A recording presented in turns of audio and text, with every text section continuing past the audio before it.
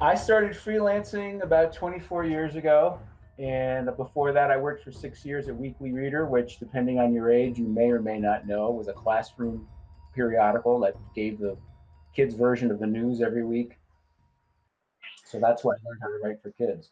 I wonder if I read that when I was younger. I mean, I'm not that far out of. How old is the Weekly Reader Well, normally? they were around, they started in the 20s. They lasted until I think maybe about 5 or 6 years ago, but they really lost popularity in the end. Oh, They're really? Scholastic, as you probably kids publisher, but they did a kids version of the news too. So they were our big competitor. Did something take the place of it, or did it just phase out altogether?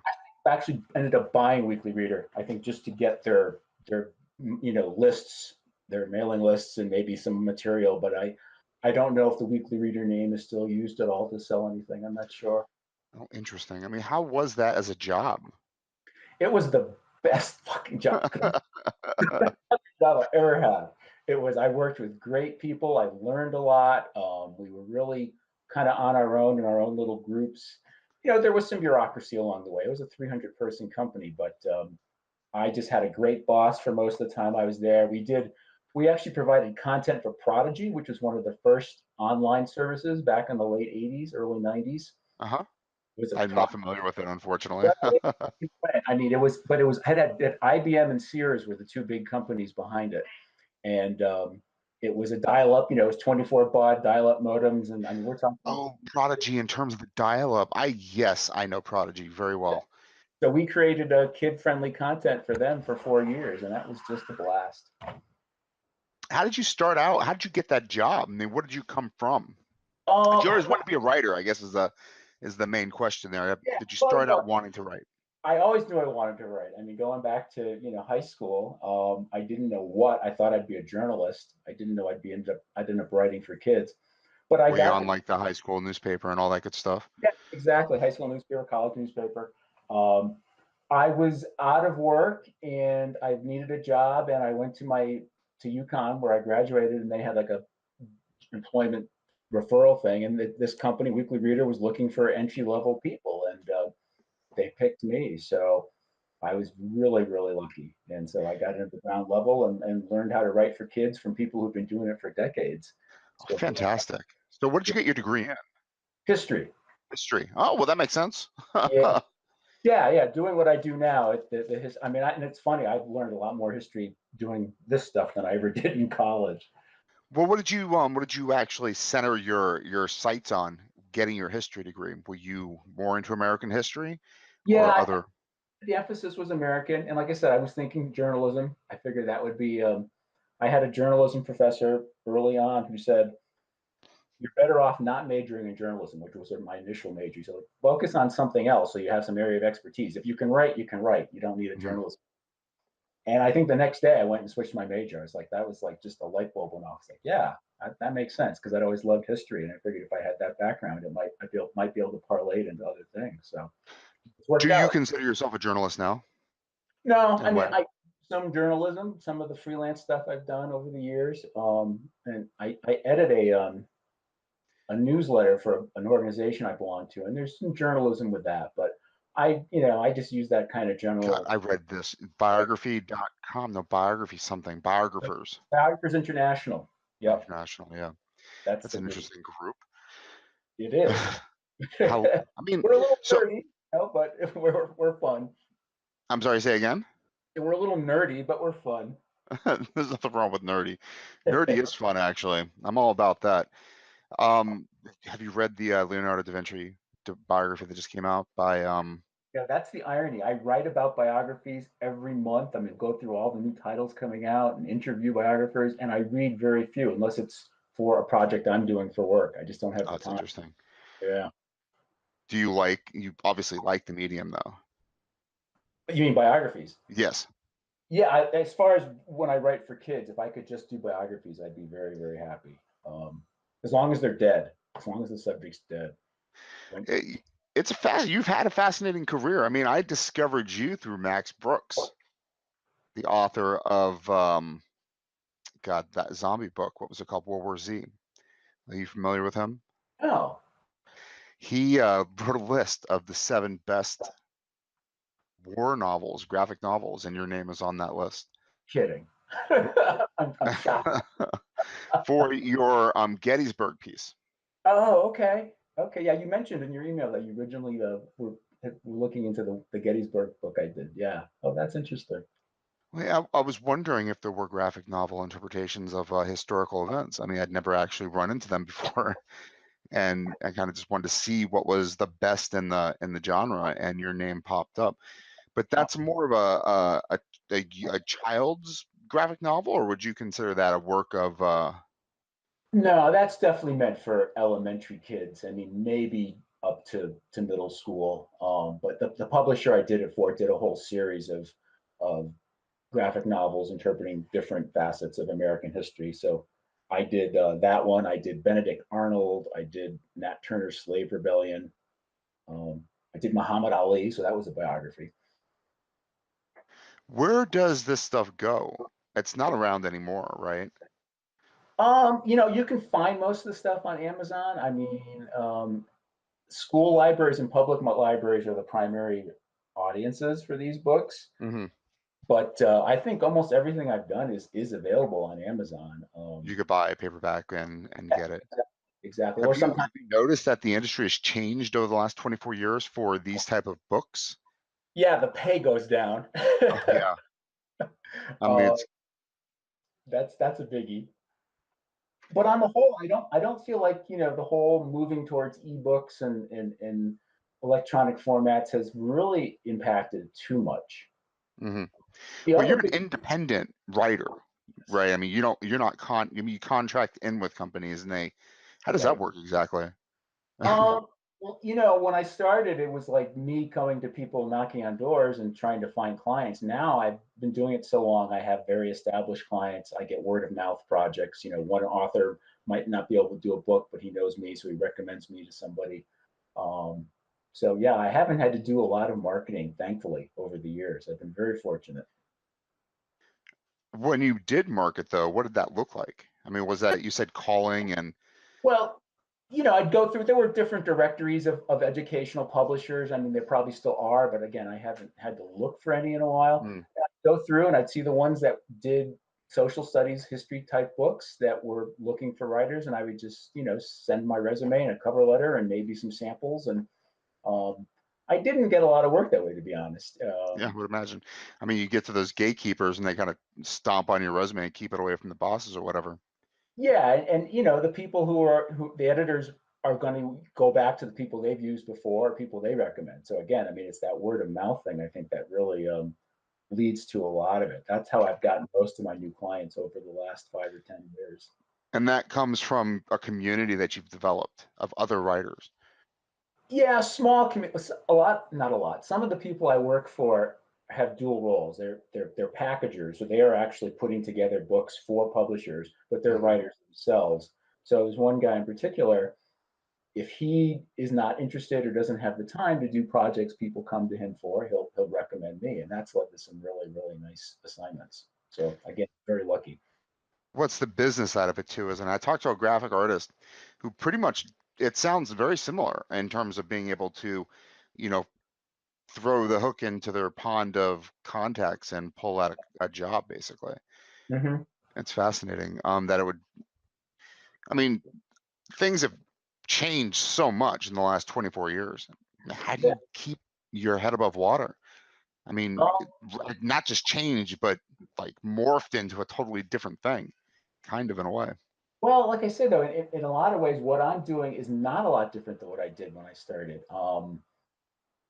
I'm trying to think. I mean, other than that, I think I have to kind of go beyond the YA educational market a little bit more because they aren't paying as much. There seems to be more competition, so I look for more gigs that are oriented towards adults. And I mean, I've done, as a freelancer, you take what you can get. So I've written blog posts and Facebook posts for hospitals. I mean, I don't have any expertise in that, but you don't have to have a lot for a Facebook post. Just whatever comes my way, I take. It's in that. Do you ever want to write your own projects? I get ideas all the time, but to do something on spec, it's you have to have the time and the money to be able to do that. I do It's my own. dangerous, right? You're investing a huge portion of your Right. livelihood into doing that. And I've been fortunate a couple times. I've pitched ideas to my clients, and they've liked it. We've been able to develop them. So that's worked out a few times. What kind of ideas do you like to pitch? Biographies, history stuff. The one that did really well was a series on empires of the past, and the hook was to try to see where the parallels were between what those empires did and things that are still around today. So obviously with the Greeks and the Romans, that's very easy. But we also did the Persian Empire and the Aztec Empire and the Mongols. So it was finding those things in those historical contexts that were still relevant today. So that would have a little more appeal to a younger audience. It's truly amazing. Those empires, they do still kind of exist. They never really fully went away. I had a conversation with somebody from Iraq who called himself Sumerian. I'm like, what the hell? It's crazy to think they consider themselves these ancient people. The Well, Aztecs are still down there in Mexico. It's fascinating. exactly. In Iran with the Persian Empire, I mean, yeah, it's there's those influences are still there. What a great book. I mean, that was for children. That was a little older. That was maybe more like middle school to high school. A little longer, a little more difficult vocabulary and concepts than most of what I do. Interesting. So you write Facebook posts and blog posts for people too. I have. I'm not currently don't have any clients where I'm doing that, but if I could find work doing that, if it fills in the gaps when I'm between projects, that's nice. Max Brooks teaches courses at West Point. So I would imagine he has a fair bit of nose for talent, and you being on that list is pretty impressive.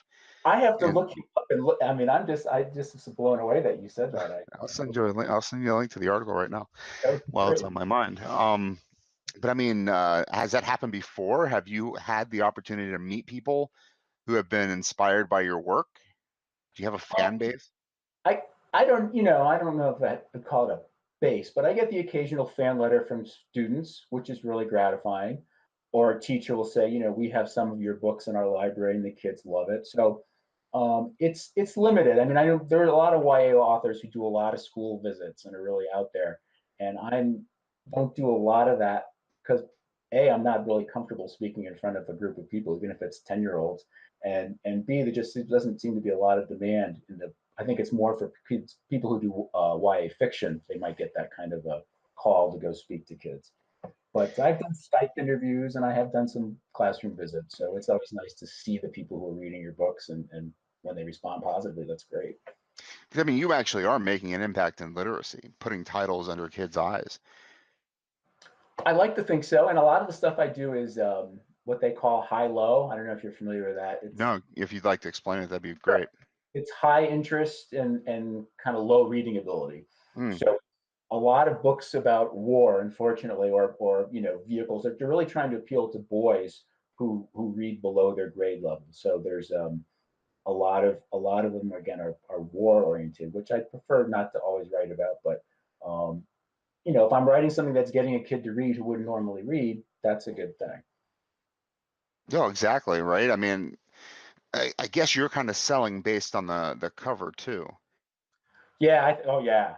I'm sure. And of course, I have nothing to do with the artwork or the photographs inside, and that's all for the publisher to decide. But yeah, you definitely want to catch a kid's eye if he just sees the book in the library. Well, the interesting thing is you write biographies, but also you worked with the the graphic artist for the Gettysburg book. Actually, though, I didn't work with the artist. Again, the publisher really, because almost everything I do is contract for hire. It's really just me creating the content, and then it's up to them to put together the full package. And so did like a little storyboard, my ideas for how I saw the book laid out, Hmm. but it was really the artist working with the publisher or the editor who did the final visuals for those books. And they didn't mock it up like a comic script or anything like that. I'm sure they did, but again, I didn't see it. All I saw was that when it was in like a proof stage before they were ready to go to print, and I was checking more for the content. I mean, if I had any concerns about a visual at that stage, they probably wouldn't have done much with it. So it's fascinating. You're writing from more of an I have a business standpoint. I talk to a lot of fiction authors who know they're trying really hard to sell a story or something along those lines. But would you say that you kind of sell your ability to do what's asked? yeah. Now, those fiction writers you talk to, are they doing other writing gigs to support themselves or other jobs in No, it general? doesn't seem like it. It seems mainly they write a novel and they try to sell that novel. Hmm. And they're doing something else to pay the bills. Exactly. Yeah. Or selling novels. That's the fantasy, right? Yeah. Um, I mean, you said that you look for jobs through publishers looking for authors. I mean, where do you find these authors at? Where do you find your jobs at? I mean, is that even appropriate? And you want to set my listeners on your tail trying to grab your crumbs? Well, I mean, over the years, I've had people approach me and say, like, how do I do this? And I say, basically to do what I did when I was starting out, which is just try to figure out what publishers are doing the kind of books that you want to do, and then approach them cold. I mean, there's no other way around it. I mean, you don't need an agent. At least I had never even thought about it. But You've what never I had an agent. no, no. I think people who do YA fiction maybe are more apt to have an agent, but for what I do, it's not really necessary, and Well, see, it's just YA fiction is completely, you have added a character into a historic narrative, correct? That's what makes it fiction. well, it's very broad. It's really, I mean, I have adapted classic novels and written, I think, one original piece of fiction for kids, but the YA fiction is become very sophisticated. I mean, I don't follow that Yeah. too much, but they write about almost any topic you'd find in an adult fiction. It's just written for kids, their reading level and their interests. So it's not necessarily historical. I mean, although there is historical YA fiction too, which I could get into if I really wanted to, again, do something on spec and take the time, but I haven't gone that route. But spec bothers you. Spec doesn't make you comfortable. Yeah, As if I had another source of income outside of writing, I would yeah. probably. And I do my own creative writing on the side. Not that I expect to make money on that, but when I have time, Okay. I try to do the creative stuff. Well, you do the spec stuff. You just don't. What don't you do with it? Send it out?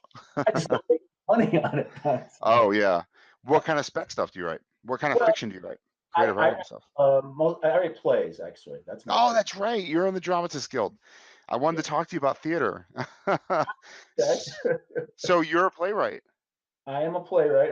Well, I say aspiring. People tell me I shouldn't use that adjective, but You're in a yeah. guild, man. Like that's kind of beyond aspiring.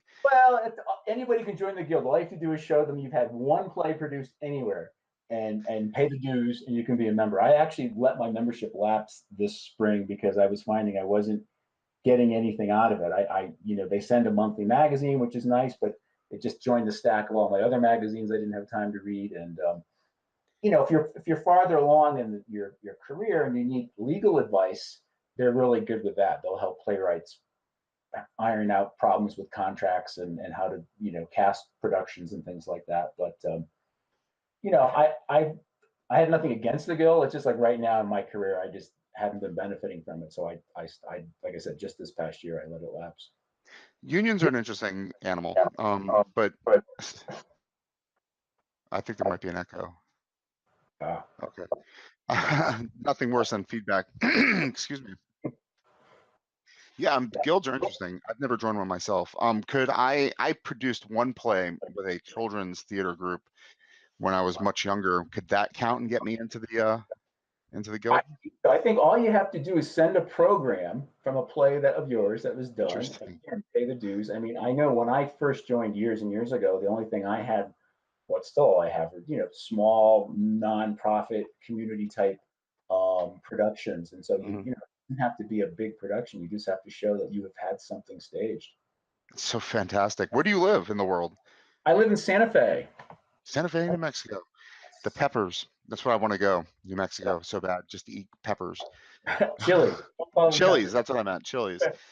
I'll be corrected when I get there. That and you have that Frito pie. I think it's called Frito pie. I don't eat that, but green chili addict since I've been here. Are you from Santa Fe? I am from Connecticut. Oh, wow. So you went west, huh? What compelled you to leave the frozen tundra of New England? It's actually from a work assignment I did when I first started freelancing. I was doing a project where I was writing about all different facets of American history, like 250, 275 word articles. And I got assigned one on the Taos Pueblo, and I knew nothing about the Taos Pueblo or northern New Mexico. And the research I did intrigued me. So that year I came out for vacation, and I left that after that trip saying I'm going to live there someday. And it took me about 20 years, almost 20 years to get here, but I did it. Oh, so you've only been there about 4 years now then? It's actually about 6. Yeah. Oh, okay. Yeah. And do you produce your plays in New Mexico? Your plays I being put have on stage produced there? well, the little local theater here does a 10-minute play contest every year, and I've been fortunate enough to get into that a few times. Um, I did self-produce a fundraiser for a local cancer organization. It was 8 different short plays about different facets of cancer, and we raised a couple $1,000s. So that was really rewarding. And I toy with producing again, but it's not my favorite thing. When you produce, what are you doing? You're just putting the play together. You're writing a director, actors, the Right. place. Getting the director and the cast, getting a place to stage it, doing the marketing. It's really more work and money than I would care to do. I'd rather find a theater that wants to do one of my plays, but Right. it's not always easy. So, I mean, can you look at playwriting as a business in the same way that you look at your YA historical novels or books? I I know there are playwrights who do. Um, I don't because, well, why don't I? It's interesting, right? Because it seems like your mind works in that direction. I mean, you're a biographer, so you join a biography organization. You start to, bump elbows with other biographers. You're a playwright, so you join the playwriting guild, and you're, talking or reading or in establishing yourself with other playwrights. It seems like you're doing the exact same thing. It'd be wonderful to be a playwright professionally, huh? I think So the hard thing is, yeah, professionally, there's so few people who make any money writing plays. I mean, yeah. when I was taking playwriting courses, I think I had a professor who said that, there are like 5 playwrights in the country who make their living just writing plays. Everybody else is teaching or doing some other non-related work-related job, playwriting. Hmm. Of course, now TV's become a big outlet for the successful playwrights. A lot of them have gone into writing because there's so many opportunities for shows now with the Amazon and Netflix stuff. But you've got to be at a certain level, and I'm not Yeah. at that level. I mean, So it's still a tiny, tiny percentage of artists doing that type of work. yeah, that's I mean, true. there are a lot of people looking or begging, but finding it's really impressive. Yeah, yeah. So yeah, I guess to me, I just don't feel like I have the credentials or the experience to really think about pursuing it as a profession. Um, if I can just get one equity production done in my life, I'll be happy. That's my Interesting. goal. How much work you have produced through, writing and actually staging your work? I've had a number, 10-minute plays have become a very big thing in the last 10 to 15 years. So I've had a number of 10-minute plays done around the country. I just had a 5-minute play done in London, my first London stage production. So that was kind of exciting, even though I didn't get to see it, of course. You didn't go to London? No, not for a 5-minute play. If they did a full-length play, I'd make the trip, but for 5 minutes, no. Do you write full-length plays as well? I've written about 9, Wow. but I cannot get a full production as opposed to like a stage reading or a workshop. I've had stage readings and workshops of most of the full lengths. What inspired you to get into plays to begin with? I mean, what sparked it? Um, that's a good question because it's something I'd never thought about in college in my 20s. I mean, I always liked plays. I always liked to read plays. I mean, even back, Oh, read them. Interesting. That's unique too. I would take out books of collections of Shaw's plays and other things and read them, and I loved them, but never thought about writing them until I saw my first Broadway play in my mid 20s, and I was like, wow, this is really cool. What'd you see? It was called The Real Thing by Tom Stoppard, Oh uh, no, I don't know it. which is about a playwright. So it's kind of, very self Meta aware. play, a meta play, huh? Exactly.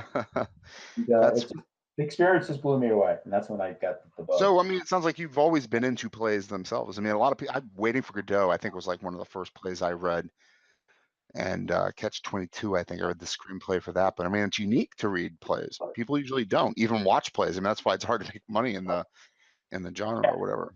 The audience for theater is small. I mean, most community theaters, if you surveyed the audience, they're either relatives of people on stage or friends of Yeah. people on stage. There are very few people who are just theater goers who go for the experience, which is too bad. But I think I, part of it is I don't know how much theater, how much kids are getting exposed to plays it's when too they're. bad too, because I did a theater major in college, and I love it. It's more exciting than anything else to be on stage and to read words or that you've memorized, basically regurgitate words that you've memorized in front of an audience and try to emote. It's incredible. I mean, Oh, it's one of the worst things I've ever done, actually. I'm so scared to do it again. I mean, one time on stage, it's like, nope, okay. I don't ever want to act again. But still, I mean, it's thrilling.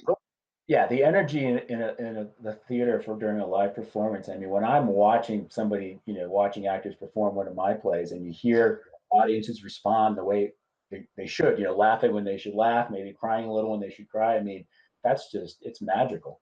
And it's expensive, and it takes a gigantic effort to put something like that on.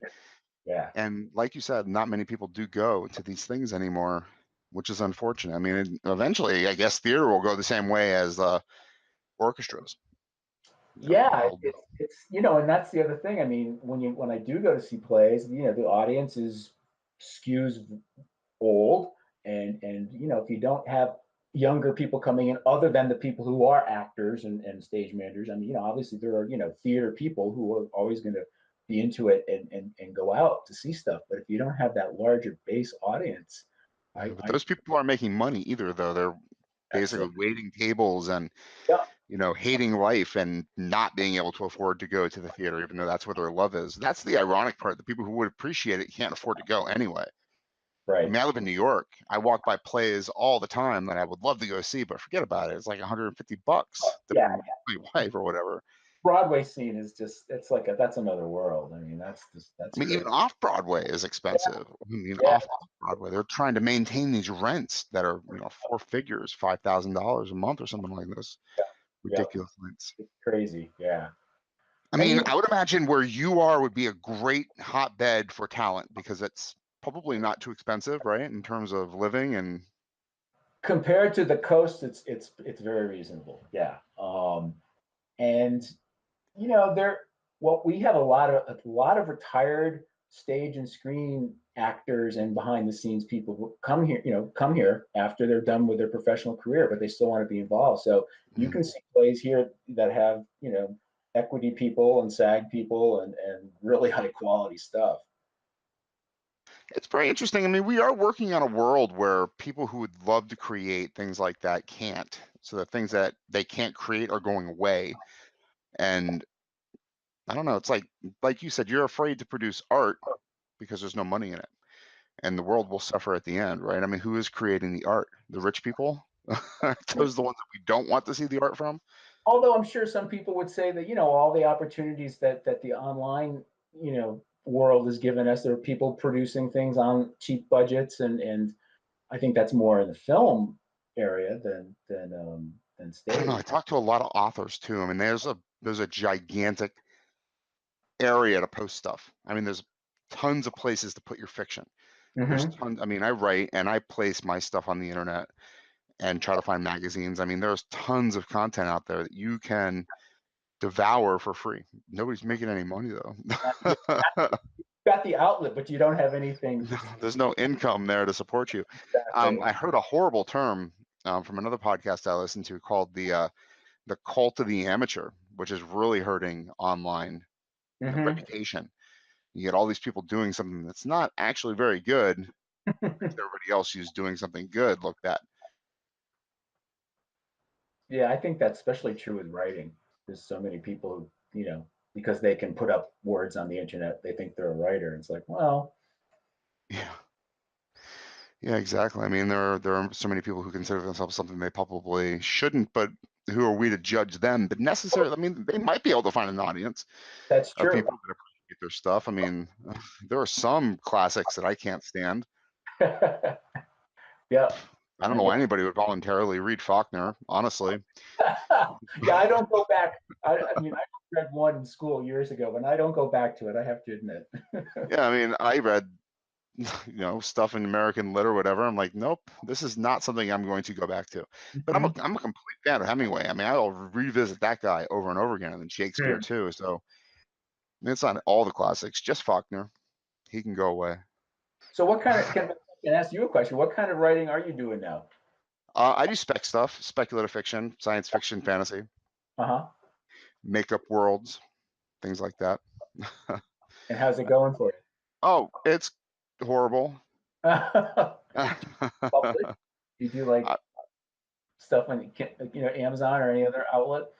no, I've had two novels completed right now, and I'm just lost in a cloud of uncertainty. Hmm. I'm not certain exactly whether I should just go ahead and publish them myself or start contacting smaller publishers, or I went the agent route Yeah. first. I bumped my head against that horrible brick wall and was like, oh, this is horrible. So I didn't do anything but sit back and decide that I needed to have conversations with authors, and this born the podcast. So, have people you said you talk mostly with fiction people? So, are they doing going the self publishing route? Or are they looking for A lot of agents? people do. I mean, the ones that do publishing, it seems to be a little bit more calmer in terms of the marketing. I mean, it seems like you have a team helping you a little bit, or Hmm. at least somebody saying you should do this, or using their contacts to get you involved in other places. Get you under the eyes of an audience. Hmm. But indies aren't. They seem to be marketing to other indies. Hmm. It's hard to break through that into something else. So I mean, if you publish on your own, chances are you're going to be trying to sell your work to other people that are publishing on their own as well. Right. It's an interesting catch-22 in a way, because you do have like a Hugh Howey, a science fiction author who kind of catapulted to success off a book called Wool that he was publishing in a serial form on his website. Hmm. So people are like, oh, I could be a Hugh Howey. Or people like Andy Weir, who wrote a really great short story, captured by a very large audience, then wrote The Martian, and now he's famous. Right. So I mean, it can happen for indies, but how it's like the world is changing so fast. Joanna Penn was a successful fiction author who did it independently, but what she's doing isn't going to work anymore. I mean, she's kind of like of the model of, spam everybody to buy your novel. And I just think it's inappropriate Hmm. not to do that. Hmm. Advertising is kind of in a flux too. Hmm. But I guess so. Those few success stories are the ones that kind of sustain you and keep you thinking that you got a shot, right? Right? I mean, if you're going to go to California and mine some gold, you're going to go there because somebody else already got some.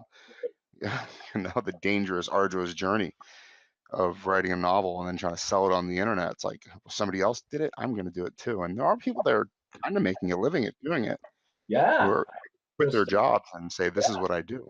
Yep. Yep. I have heard those stories. And then there are people who, are publishing traditionally, or with, like Tor and the big names, who still have to wait tables. I mean, so, I mean, I don't know. It's interesting. I mean, what do you think, sitting where you are looking into the industry from a kind of a successful vantage point? What do you think? What do I think about what specifically? Publishing independently, traditionally. I every year I have to kind of start from scratch as far as okay, what's my income going to be, and I worry every year, and I, part of it is a function of getting older, but I think it's part of it seeing that things are changing, and again, I think maybe the educational world is a little different because it seems like the electronic route has not taken hold the way people thought it would. But Mm, the other thing that's happening with some of my publishers, and one of my clients was talking about this, now they're outsourcing. You wouldn't think of it, they're outsourcing educational books to India. I mean, so it's like things can get outsourced to a cheaper English speaking country. I mean, will the quality be the same? I don't think so. But the publishers figure they can save a lot of money. So the publishers are struggling, aren't they? I mean, they're hurting bad. And I don't follow the business side that much. I mean, I do see statistics in one of the online newsletters I get that publishes like every month the different segments, and it kind of goes up and down. You know, some months certain segments are up a lot, and some months certain segments are down. The educational YA market goes up and down, and I think that market is affected by, to some degree, demographics. I mean, when you know, when the baby, there was the like a second baby boom, an echo baby boom, I think in the 90s, and that kind of fueled more interest in educational books. I don't know what's going to happen going forward if, you know, younger people are not having kids and there's not the demand in schools. But I think if the schools don't buy it, you know, there are obviously parents still want to have their kids be educated, so I think they're buying a lot of. And that's the other thing, isn't it? It's that word of mouth that we were talking about earlier. Not necessarily to get audience generation, but it's still word of mouth. Yeah. Baby Einstein. I mean, I didn't do any research to find out what that is. Somebody told me about it, and now I'm familiar with it. You know what I mean? I've heard the name, but I don't know what it is. Oh, I think like back in the day, they used to do like Beethoven tapes, and they used to stamp their name on the front of it and give like, if you play this for your kids, they'll be Yep. geniuses or Yep. whatever. Yep. Okay. It was stuff like that. I mean, I think it turns into a cartoon, and it's on YouTube now, and Wow. whatever. It made a bunch of people millions of dollars, but it came to me by word of mouth. Even before I had children, it became that Right. famous. Right. That's what So you're looking for. I mean, it has to be an accident, right? you have kids? I do. I have two, but they're young. They're two Ah, or three actually this month. Do you okay. have kids? No, it's an irony that here I am spending my life writing books for kids, and I don't have any myself.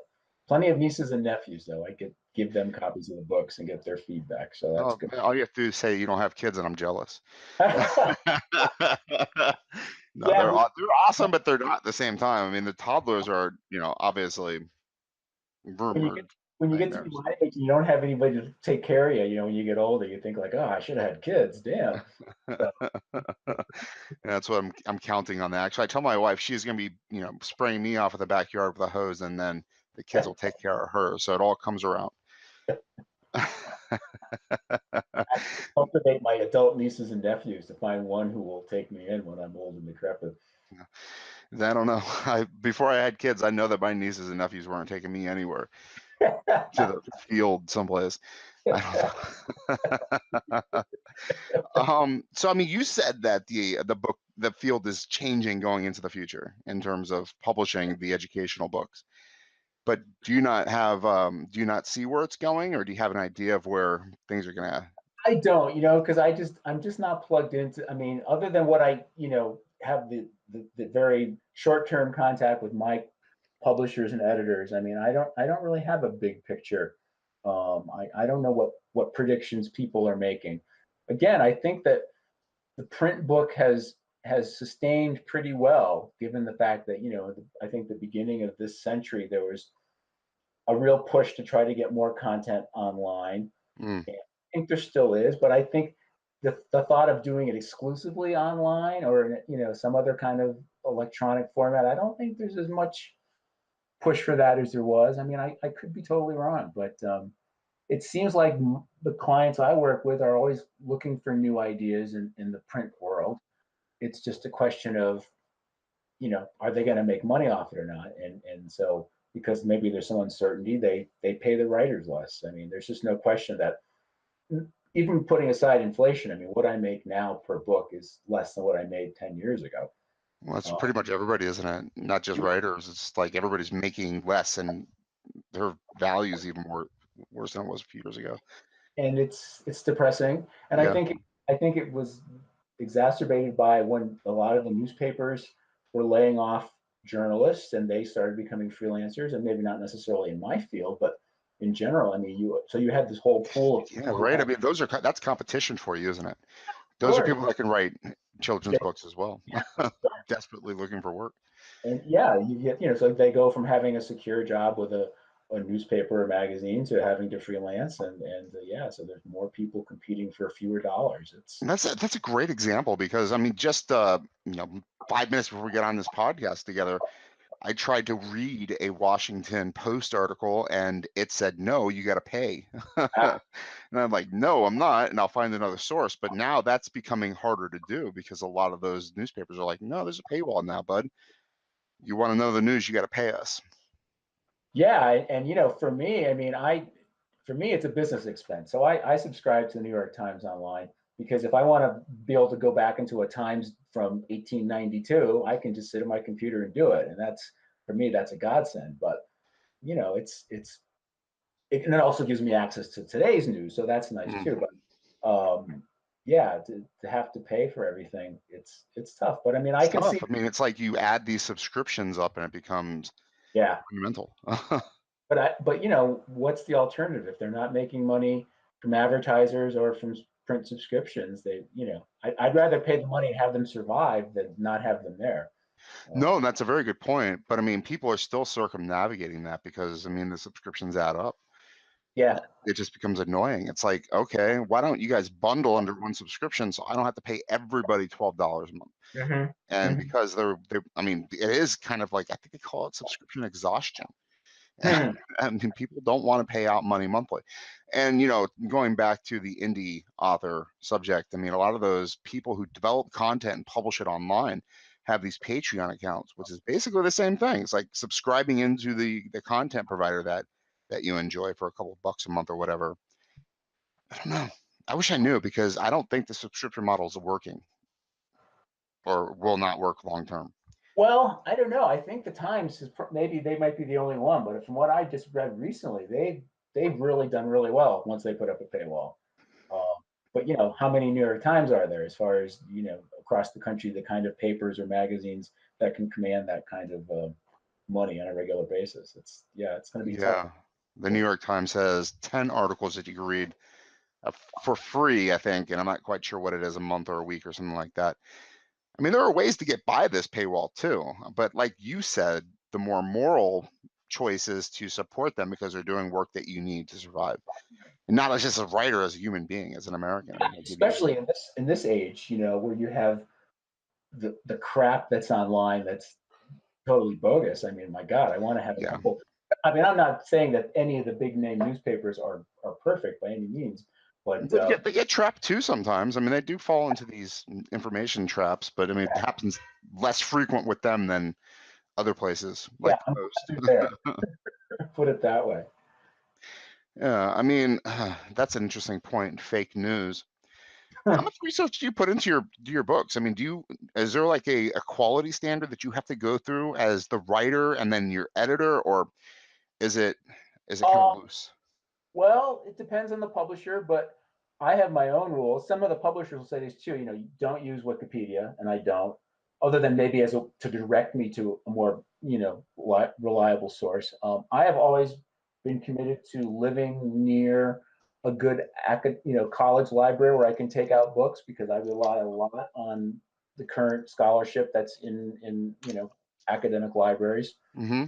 Have to be when you're using websites, you obviously have to kind of vet them a little bit to make sure they're legitimate. But right now I'm doing a book on the Salem witch trials, and I spent a lot of money to buy books so that I would have them here, then take books out of the library, and they're all scholarly books, and when I can, obviously primary sources. So I treat it like as if I were writing a college paper and I had to get it by a PhD. And a lot of times they use PhDs as consultants to verify the content. So Interesting. when I get a comment back from my editor saying, "Oh, our consultant really loved your book," and that's coming from a PhD, it's like, okay, then I did a good job on that one. This might be an inappropriate question, but in terms of the product that you're putting out, you have an editor, you have a consultant. It really does sound like you're putting a lot of effort into the research with the books that you're purchasing. Mm-hmm. And I mean, this is not just a singular person sitting there going, I'm going to write a book. This is a group effort of going, this is a book that we're going to produce. What kind of budget surrounds a project like that? I mean, the overall budget, I have no idea. All I know is what they pay me. And again, most of it's contract for hire. So they'll come and say, okay, we'll pay you X. And it varies on the word count, um, the size of the publisher. I mean, I've done books for Simon and Schuster. Obviously, Simon and Schuster is going to pay me more than a small, strictly educational publisher. Hmm. But it runs the gamut. I mean, I've done books for. I'll throw out a figure. What the hell? I've done books for $1,200, and I don't know if that sounds good or not to somebody who's out there, but there's still a lot of research that goes into that, and then Yeah. And if I broke it down by an hourly basis, I'm probably not making a lot of money on it. But if it's a question of having that book or not having any work, then you take it, and then you count on those occasional big books, very occasional, to kind of balance things out. How long does it take you to actually put a project out from beginning to end? Not end as in publishing and getting to the hands of kids, but and as in leaving your hands and you no longer have any access to it. Again, that varies on the length, the complexity, the age level. I mean, I've churned out books in 10 days if I have to. And sometimes I've had to. I've come in, clients will say, we had an author, he pulled out, we need you to do this really quickly. And so I just sit and crank it out. And ideally I'll have a couple months to do the research and write and revise before I even turn it in. Then there'll be revisions after the editor gets to it. So it really varies. But, in a given year, I'm probably doing, if I'm lucky, I'll probably do 10 to 15 books a year. And that's 1,500 pages worth of writing. They're about 100 pages a piece, or does that vary too? Yeah, it varies. It could be as short as 32. It could be as long as 128. Most of them are kind of around the 64-page range. It's so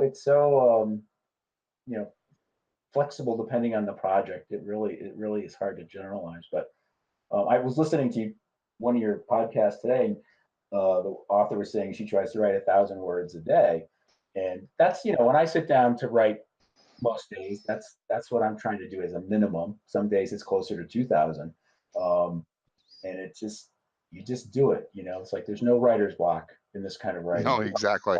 Do it. Writer's block is the greatest excuse on the face of the planet. I have writer's block. I don't have to do anything today. I have it for my playwriting, but I don't have it for the stuff that pays the bills. No. I don't have it for my fiction anymore either, because I really do force myself to sit there and actually put the work out, the effort into it. So do you have like a daily quota that you kind of set for yourself? Or? 350 at a minimum. That's the minimum number of words I'm allowed to put into a Word document. That's cool. And I'll do that only if I've readied it all morning long, or ended up tweeting all morning long instead of actually working. It's like, oh my god, I have to do 350 words. Usually it's up to about 1,000. Mm-hmm. Yeah, I can. If I'm in the middle of a project I'm into, I mean, I can do 1,000 words before lunch. That's a good day, and then I can do it in the afternoon, whether it's research another book or do a little more writing or whatever. So everything's not a word count, and there's a lot of reading involved, and a lot of reading for this stuff. Yeah. Now, how much effort? How much collaboration with other authors do you have? Really zero. So you're not reading other people's work. You're not editing other people's work. You're writing yours, sending it off, starting the next project. Yeah, I mean, I don't read. Certainly, I don't read other YA writers. I mean, I know there are YA writers who really keep up with what other people are doing. I just don't, because it's more of a time thing than anything else, I guess. I think the newsletter I do is probably the thing where I do the most collaboration, because I'm working as an editor. I'll sign stories or get story ideas from people, and I'll work with them a little bit to flesh it out. So that's my one more collaborative thing, and I get to be an editor and writer both. So and I'm writing for adults, which is a nice change, because most of what I do is not for adults. But the downside of it is I'm writing for adults who are very, very accomplished. So it's a little intimidating. Our membership includes Pulitzer Prize winners, New York Times bestselling author writers. So it's like it's a small group, but it's like they know their stuff. So I feel a little intimidated sometimes. That's really cool. So you get to talk to these people. And yeah, I work with some of them on projects, and we have a conference that's actually coming up next month in New York, and most of them will be there. And it's the most approachable group of people. And again, these really big name. I mean, if you're into biography, big name biography. I like biographies. So down to earth, and they'll talk to people who have never published a book before and share their expertise. And it's just a really great group of people. Chernoff, Isaacson. Chernow is a member of our group. I've never met him. I did interview him by email when Hamilton became a hit. Oh. So that was kind of interesting. And some of the Stacy Schiff, she's pretty big name. Kai Bird, these are people who've won Pulitzers. Trying to think of some of the others. Robert Caro is a member. I have not met him before, but yeah, it's a really interesting group of people. Very, very dedicated to their craft. It's really nice to see.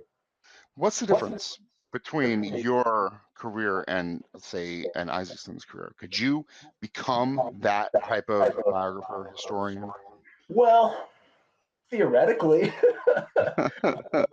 I would have to, have a huge chunk of time to really go. These people who are writing these biographies, they're spending years working on one book. I mean, Mhm. 3 years is not uncommon, and they're traveling all over and they're going into archives. So I would have to have time and money. If I had a rich wife, I would be all set. I could be, But it's not about what you have originally, like up front, though. Aren't you submitting proposals to the publisher and getting it bankrolled, so to speak? yeah. And of course, going back to the money thing, I mean, you talk to anybody in that group, and they'll tell you that the advances, unless you are in that top echelon, the advances that the publishers offer have shrunk over the years. Yeah. Um, so it's harder to, and there are things that publishers used to pay for they don't anymore, like getting rights to photos. Mhm. They used Wow. to do fact checking. They don't do fact checking anymore. That could be bad for you. Yeah, exactly. That could ruin your career. It's tough too. I mean, unless you are in that really 1% or even tenth of 1%. God, what did Ambrose, the guy who wrote what was it, Band of Brothers? Oh He was yeah. accused of plagiarism. I mean, this is a guy who's had a great reputation. It just went spiraling down at that point. That's always it always makes me feel sad when I hear about the big name people who are accused of that. It's Yeah. really, if you're a historian, even if you're not a PhD historian like me, you want things to be accurate. You want things to be your own work, and it's too bad when those things come up, and they do. I mean, it's funny doing the research for the kids' books. I'll read a book by a author writing for adults, and I'll see a passage, and because I'm reading 3 or 4 books at once on the same topic, I'll go like, wow, that seems really familiar. I go back to another book and I can see where it's, if not word for word, really close and not footnoted. It's so it goes on. I've come across it a couple times. I mean, what's considered plagiarism? Just copying word for word the passage or not contributing it? Um, well, yeah, if you do word for word and you don't put a footnote and it's not in quotes, that's bad. I mean, but I don't know if there's a legal definition. I think you can change words around enough, but I don't know. That's a tough question, and I wrestle with that because there are times when I'll write something and then after the fact I'll see it in a book that I'm using for research, and it's like, wow, what I wrote was really similar, but I didn't see it till after I wrote it. So it's a real delicate issue, and Right? Because I mean, you're working on facts. You're working on something that actually happened. And then, if you're basing it on other people's hearsay of that event and then things that people wrote on that, I mean, you're basically regurgitating information that's already right. existed at some point. Yeah, when you're working with secondary sources, which I do a lot, but I try to use as many primary sources as I can. With certain events, there's only a certain amount of facts, there's only a certain way to write them. Mm. So I think that can be an issue. But again, when you When you say primary, that's people who saw it, and secondary are people who are writing about it second, right? secondary are the people like me, the historians who come around afterwards, and primary, yeah, the people who are actually involved. So like with the witch trial book that I'm working now, one of the books I got is the records of the Salem witch hunt, which is basically the transcriptions of all the testimony taken in 1692 in the courtroom. So that's a primary source, and it's great to have that, but they're not complete, so you have to go to the secondary sources to really get a full picture. At least Yeah, completely. I would imagine biased too. I mean, they murdered people. They're making excuses for it. yeah. Although that a lot of that came after, a lot of the people afterwards were apologists for it or were really against it. So, but then that's that gets you into the whole thing of historiography, where you got to kind of figure out why did people say what they said when they did, and how the interpretations change over time. And I don't know if a lot of kids, history writers, think about that, but I was schooled a bit in considering historiography, so that's always in the back of my head too. Right. I mean, we're basically talking about the histories written by the winners, right? I mean, Exactly. Exactly. So you got to take that into account. Yeah. So, what is going on with you for, going on? I mean, you're working on a Salem witch trial book now. Is that your year? When is that expected to hit the market? Um, that's a good question. The publication date. I'm betting it won't be the fall of this year. It'll probably be the spring of 2019 because I'll be turning it in a couple weeks. They'll review it. I'll have to make changes. Then they'll have to actually put it together. Yeah, I would bet that would come out in 2019. Wow. What part of the year? Like later part of the year, or Yeah, I would say you know? spring. And Oh, then in the spring. So a full year from now, they'll actually go through the whole thing, art and everything. yeah, before it's actually being sold. Yeah. And then as soon as that book is done, I started writing a book about CNN, Really? on television, news, media, and yeah, it's a little different. So I'm looking forward to that. Interesting. And I mean, in the last 24 years, have you found yourself needing to stay on the cusp of stuff, being like trailblazer? Me? Yeah, That's not a word I usually use to describe myself. not trailblazer, huh? Not trailblazer. No, no. I wish I could say that, but no, I don't think so. So basically, it's tried and true. Do what works, do it well, do Yeah, what they say, or do what you say you're going to do, and move yeah. on. The only thing that's probably come along in the last 10 years that was new for me is blogging. I've really gotten into. Oh, interesting. Do you have a website? I have a website, and then I have a couple of separate blogs. I have a blog that's associated with the website. That's my professional website, and then I have a couple of other blogs that are more just for fun and when the mood strikes me. One of them is strictly for history, and one of them is just totally me vomiting up my personal life onto the screen. I haven't gotten to the point where I want to do that. And I'm thinking of it. It's like, oh, maybe I should do something like that. Well, wait till you hit midlife crisis. That's what prompted me to start my first blog. It was like, oh, this is the time to start trying to, in a way, it helps me process stuff. And it was also I was living in Chicago at the time, and it was a way to have people back in Connecticut kind of know what was going on in my life. So it served a couple of purposes. I mean, I probably not more than 10 people read it, but it's satisfying. If you want, send me a link. I'll put it in the show notes. Maybe Yeah. take a Okay. look at it myself. Sure. Basically, we've talked about an hour. I really appreciate you coming on to talk about your career and your creativity, and it was really, really educational. I like to finish up with 3 questions, and the first one, what would you say to somebody who comes up to you and says, I want to do what you do, or I want to, I don't know, ask you for advice? What would you say? What's your Um, common Is this answer somebody who already has experience as a writer, or just somebody in general? in general? Because if they don't have experience writing, I'd say like, okay, well, make sure you've taken some journalism or history courses and can show that you can write effectively. I mean, especially if you're going to do it for kids. Yeah. The key for the kids is you've got to understand sometimes very complex concepts and then translate it down to their level. And that, again, I mean, I didn't go to school for that. I kind of learned it by doing at Weekly By Reader. experts too. It sounds like you were taught by people who were doing it for. Exactly. I mean, I couldn't have gotten a better education than working with the people I did at Weekly Reader.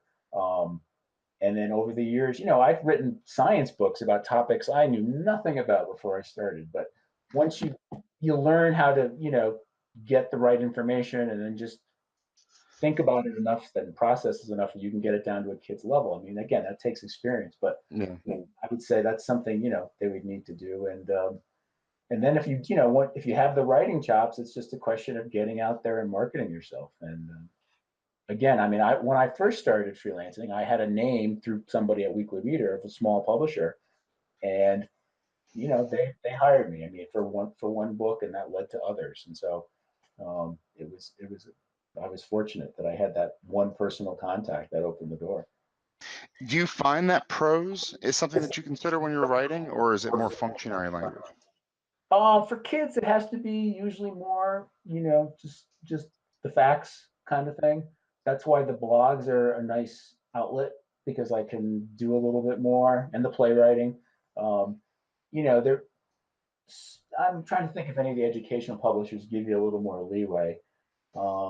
Pretty much, they just want, it's just straight expository, get the facts out and make it Although, you know, you have to have, one thing I've learned over the years is adding a little bit of using some fictional techniques in the historical writing for kids, you know, as far as cliffhangers and setting scenes, and, you know, getting a little bit more descriptive. So, you know, I've learned how to do that better, I think.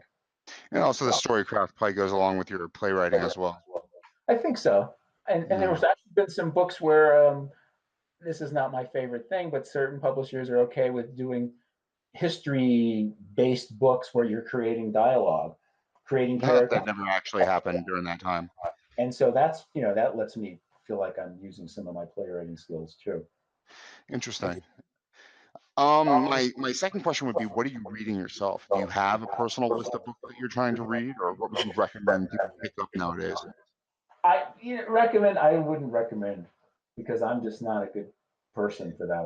I'm not as book savvy as a lot of writers I know. You know, I spend so much time reading for work and then reading just newspaper. And if I have time to read for myself, I try to pick up fiction. Nothing, nothing earth shattering, but the one thing that I've read in the last couple of years that I really loved was the Neapolitan novels by Elena Ferrante. It may be because I'm partly Italian, maybe because she also just tells a really good story. But I read those 4 books and I like devoured them, and they were. It's like the best feeling ever, finding a book that you just can't put down. Yeah, I mean, and I don't usually have the time to do that. So I was on vacation. I read 2.5 books in a week, and then came home and finished the rest of them. So it was great. Not bad. And my last question, I think we already went over it a little bit, but where can we find you on the World Wide Web? michaelburgan.net, michaelburgan.net. That's my work site. And again, there is a blog there that's mostly about maybe current events with a little bit of a historical angle. And then the other 2 blogs, well, only one of them is active, and I'm not sure I want to give that one out. That's the first. I'll share that with you, but I don't know if I want to share that with the world. Send me an email with anything that you want to include in the show notes, or anything that you think about after the fact. But man, I thank you so much. I mean, it was so cool to see, and you know, I was looking for something specifically about Gettysburg. I found your book and was recommended by one of my favorite, you know, contemporary authors. Yeah, I'm still blown away by that. That's He wrote out your name. He typed it. The first person of that stature to ever do that.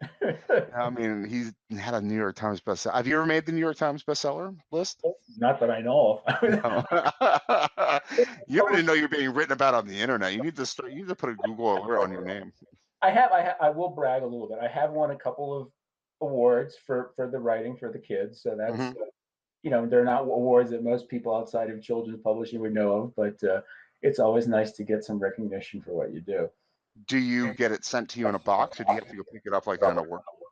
I had they were the 2 that I have that I'm thinking of were both sent to me. There was one of them was a pretty big award for social studies books about presenting ethnic diversity to kids, and it was a book about a photographer named Edward S. Curtis, and that was a pretty big deal award. And they invited me to come to the award ceremony in Washington D.C., but I couldn't afford to go, so they just shipped it to me in a box. Oh, that's so sad, man. Yeah. My publisher would not commit enough money. They were like, "Well, we can give you a little bit of money for you to go," and I'm like, "This is for you too. You know, this is gonna give you guys some good press." But they wouldn't come up with the money, so it's like, oh, I had to beg off. You know, it's truly sad that you are an educator. I mean, you are really, in a way, providing the source of education for our children, and I just think, I mean, teachers are striking. I mean, our education system seems to be doing the worst job possible of providing information to our kids. Let's not pay anybody anything, and hopefully these people don't become criminals when they grow up. Yeah. Remember when I was a kid, I grew up in 1995, and they expected my generation to be the worst criminals on the face of the planet. And it didn't really happen. Not sure why. Well, that's good though. So hopefully this next generation doesn't happen to them either, but they have really nothing to look forward to. unfortunately. Yeah. Except for this podcast, which I was not. And again, I really enjoyed talking with you, and I hope you have a great evening. Yeah. Thanks, Bryan. Thanks again for doing this. I really appreciate it.